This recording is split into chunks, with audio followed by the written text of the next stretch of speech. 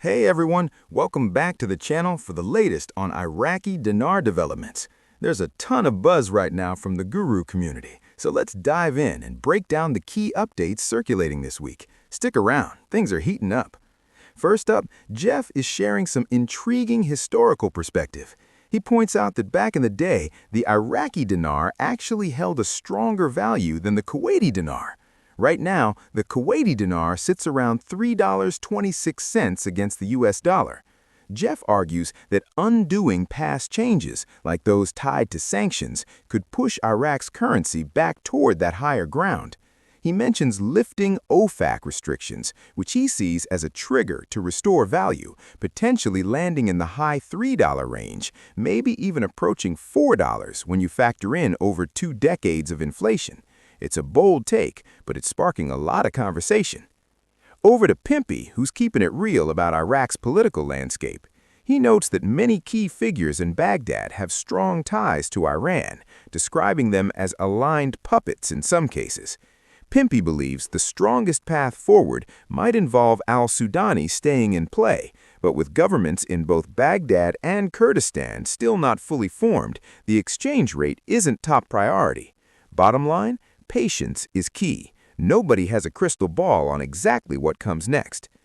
Then there's a fresh article highlight on deeper financial ties. Reports are talking about a strategic partnership between Iraqi and German banking sectors. The focus? Boosting Iraq's access to German institutions and markets for better integration. That's the kind of international collaboration that could strengthen the overall banking system long term. Mark Z is sounding a note of caution amid the noise. He says February still holds promise, but wow, the rumors are flying fast and furious. We're seeing wildly conflicting stories, some groups hearing one thing, others something completely different. He calls it heavy disinformation, especially unusual for a Monday morning. Groups mentioning QFS activations tomorrow or tied to it going live. It's chaotic. His advice? Stay calm, filter the noise, and don't get swept up in the frenzy. We'll see what shakes out. Militiaman drops a reminder on the Central Bank of Iraq's authority. Under their law, specifically Article 2 of that key legislation, the CBI enjoys full operational independence.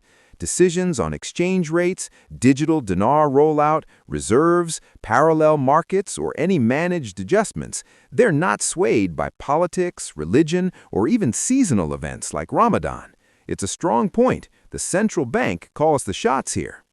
Frank 26 brings us an Iraq boots-on-the-ground angle. There's chatter about JP Morgan and Chase planning dozens of new branches across U.S. cities this year. Frank ties that into the bigger picture, tons of private banks linking up with the CBI, setting the stage for huge currency flows and exchanges down the line. Could be a sign of serious infrastructure building. On the reserves front, Iraq just bumped up its holdings of U.S. Treasury bonds by over $1 billion recently.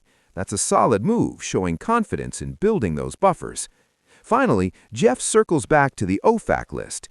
He explains that Iraq remains on this U.S. Treasury watch list, tied to concerns like terrorism support, until a currency revalue happens. In his view, it's leverage, a form of collateral, ensuring the U.S. gets repaid when any rate change occurs. It's an interesting angle on why some see sanctions relief as intertwined with RV progress.